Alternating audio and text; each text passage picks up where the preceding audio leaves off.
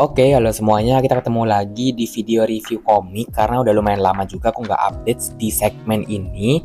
Dan seperti yang pernah kalian lihat juga di video sebelumnya, yang mana yang aku kasih tahu ke kamu mengenai komik-komik terbaik yang sudah pernah aku baca di tahun 2023. Dan salah satunya akan aku review di video ini secara terpisah ya, secara khusus, yaitu Witch Hat Atelier yang volume pertama yang ditulis oleh Kamome Shirahama.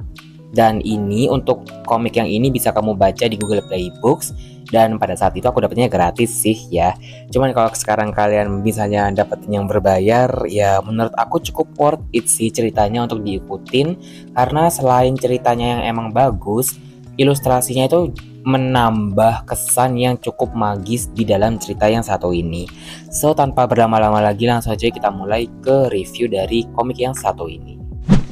Komik ini tuh bercerita tentang seorang anak perempuan yang namanya Koko yang hidup di sebuah pedesaan gitu. Ibunya adalah seorang pengrajin kain yang mana sering mendapatkan pesanan untuk beberapa orang-orang penting. Dan Koko itu kayak punya semacam spot bermain ketika ibunya sedang bekerja, yaitu di atap rumahnya. Dan di tempat itu dia tuh sering menyaksikan para penyihir berkeliaran dengan kekuatan-kekuatan yang mereka miliki. Terbang ke sana kemari, menaiki kereta yang didorong oleh segerombolan hewan gitu kan. Dan itu lama-kelamaan membuat Koko mempunyai semacam impian untuk menjadi penyihir dengan segala keunikan dan keajaibannya. Nah, ibunya tapi tuh berkali-kali kayak ngasih tahu gitu kalau penyihir itu bukan diciptakan, tapi mereka itu dilahirkan. Jadi karena Koko tidak memiliki garis keturunan penyihir, ibunya berkali-kali bilang kalau Koko kayaknya mustahil untuk jadi penyihir. Tapi suatu saat ada seorang pembeli yang datang dan dia tuh tahu gitu loh kalau Koko ini punya keinginan untuk menjadi seorang penyihir.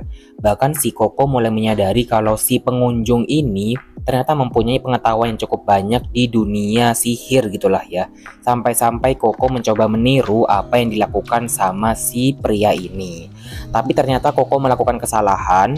Dan akhirnya Koko dipindahkan ke sebuah tempat di mana para penyihir-penyihir ini tuh kayak di training gitu untuk menggunakan kekuatan-kekuatan yang sudah ada. Dan emangnya apa sih yang dilakuin sama Koko dan apa yang harus dia hadapi gitu kan? Kamu bisa baca sendiri di komik yang satu ini. Di sini yang pertama aku akan mulai mereview dari narasinya. Komiknya digambarkan dengan sangat amat cantik seperti yang aku bilang di intro tadi dan juga di video sebelumnya. Dan ini adalah hal yang pertama yang akan aku apresiasi dari komik ini, karena art stylenya emang bener-bener detail, rumit dan juga indah banget deh. Ini mungkin aku kasih contoh ya untuk gambaran ilustrasinya. Jadi membaca komik di sini tuh kayak nuansa fantasi dan juga magical realismnya itu bener-bener mendukung gitu kan. Aku juga suka dengan bagaimana penggunaan beberapa efek kayak gelap terang, terus kemudian coretan yang dramatis di dalam cerita yang ini, yang lagi-lagi memang mendukung ceritanya yang base-nya itu adalah fantasi. Untuk alurnya sendiri bergerak maju mundur, yang mana bermula ketika Koko dengan kebiasaan sehari-harinya menatap atap sampai akhirnya dia bertemu dengan pria tadi itu yang mana adalah pengunjung dari usaha di ibunya. Dan kita mulai akan mengikuti gitu kan dengan bagaimana Koko yang kagum dengan pengetahuan yang dimiliki oleh pria tersebut. Dan di sini juga ada alur mundurnya juga ya, yaitu kita akan mengikuti beberapa masa lalu dari tokoh pria itu tadi dan juga masa lalu dari Koko itu sendiri. Kemudian untuk alurnya bisa aku bilang emang cepet sih ya, atau mungkin alurnya sama sekali nggak berasa lambat, karena di sela-sela kita mengikuti ceritanya akan menyaksikan kekuatan-kekuatan atau kayak kembali ke masa lalu gitu loh dari beberapa tokoh yang ada di sini, yang menurut aku cukup digambarkan dengan apik sehingga kita waktu membaca komiknya itu kayak nggak bikin bosen. Untuk tokoh-tokohnya di sini bisa aku bilang ada banyak, apalagi Koko itu hidup di desa yang mana masyarakatnya itu cukup akrab satu sama lain.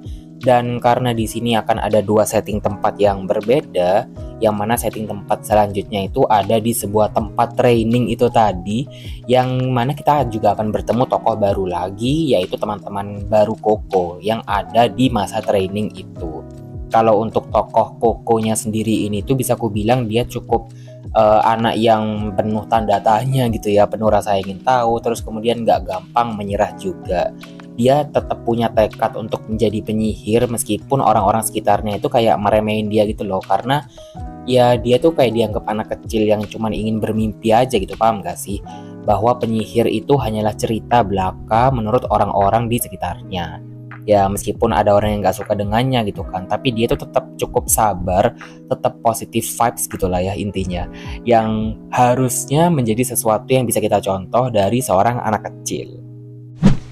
Sekarang di sini aku mau bahas mengenai apa yang aku suka dari komik ini. Selain fakta bahwa ilustrasinya tuh cukup apik dan sangat memukau, ceritanya sendiri ya itu nggak kalah keren kok. Dan aku suka banget dengan nuansa atau vibe yang ditawarkan dari komik ini yang bisa membawa kita tuh ke dunia fantasi yang ada penggambaran yang lebih jelas lagi gitu kan.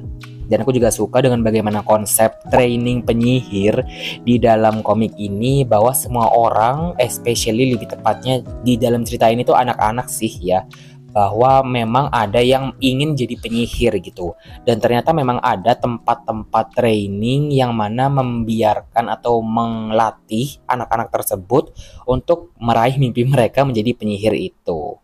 Ya meskipun mereka tuh harus melakukan serangkaian tes yang cukup melelahkan juga sih ya.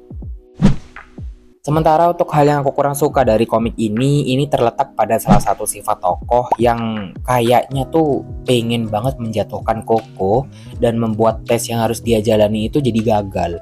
Tapi lagi-lagi ya, karena Koko ini punya semangat yang tinggi, terus rasa ingin tahunya juga tinggi banget. Dan aku cukup apresiasi sih ya, karena dia ini tuh bisa beradaptasi dengan cepat, sanggup melewati apa yang dilakukan tokoh ini terhadap si Koko, yang itu berarti juga keberhasilan penulis lah ya untuk membuat emosi yang bercampur di ceritanya. Dan di sini aku akan lanjut ke poin terakhir, yaitu rating. Dan untuk komik ini aku mau kasih ratingnya 5 dari 5 bintang. Ini emang cocok banget ya buat kalian yang suka fantasi atau mungkin yang suka middle grade juga, yang ingin mendapatkan kesan baru dengan visual-visual yang no kaleng-kaleng, megah dan kerasa magical banget saat membacanya. Oke, itu tadi adalah review aku mengenai Witch Hat Atelier volume pertama yang ditulis sama Kamome Shirahama. Kalau kamu sudah membaca komik ini juga, boleh banget tulis di kolom komentar di bawah mengenai opininya. Dan mungkin kamu sudah pernah baca juga volume-volume yang selanjutnya. Boleh juga ditulis di kolom komentar di bawah ya, impresinya bagaimana dan apakah ratingnya juga sama kayak aku sampai 5 bintang. Terima kasih buat yang sudah nonton sampai sini, dan kita akan ketemu lagi di video-video yang selanjutnya. Dadah!